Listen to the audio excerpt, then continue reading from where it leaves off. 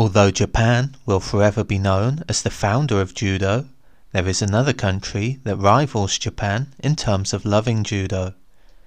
This country is France, which has a very strong population of judoka, and like the Japanese, they're also internationally recognized as a judo powerhouse.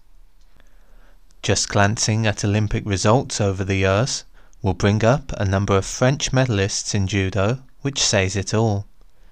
Naturally, you may wonder why this happened, as out of all the countries in the world, why would France be good at judo?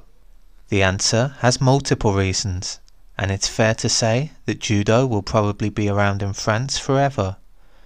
So if you want to know more about why judo is so popular in France, listen on.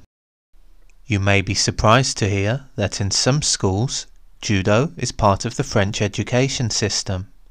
That's right. Just like some schools in England teach soccer as a compulsory part of physical education classes, France teaches judo.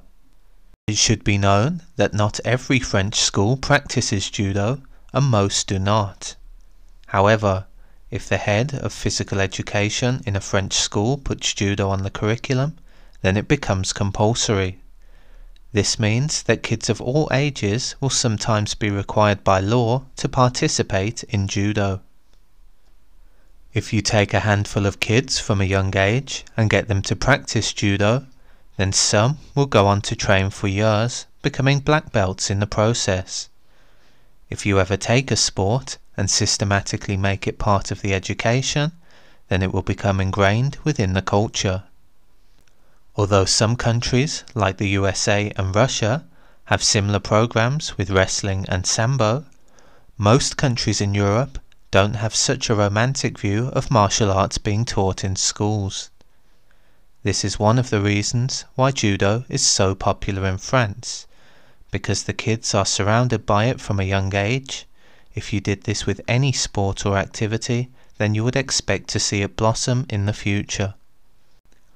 Although this isn't a reason why judo is so dominant in France, it is an example of how powerful it is in terms of influence.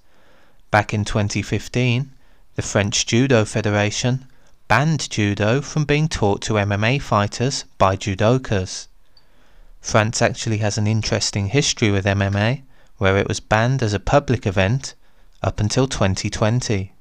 To make a long story short, for a while, French judo had been against MMA and tried to preserve judo as the main martial art within the country. This would explain its moves to hinder the growth of MMA. This serves as a good example of just how influential and powerful judo is in France.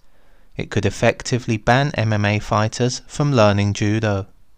Back when judo was still growing during the 1930s, one of the first countries outside of Japan to learn the art was France. This was overseen by the judo founder Jigoro Kano, who wanted to help expand judo's growth on a global scale. Why did Kano choose France of all countries? That's not really known. However, the point is that France got a taste of judo early on, which will have undoubtedly helped its foundations within the country. Remember, this would have happened during a time when most traditional martial arts weren't massively popular.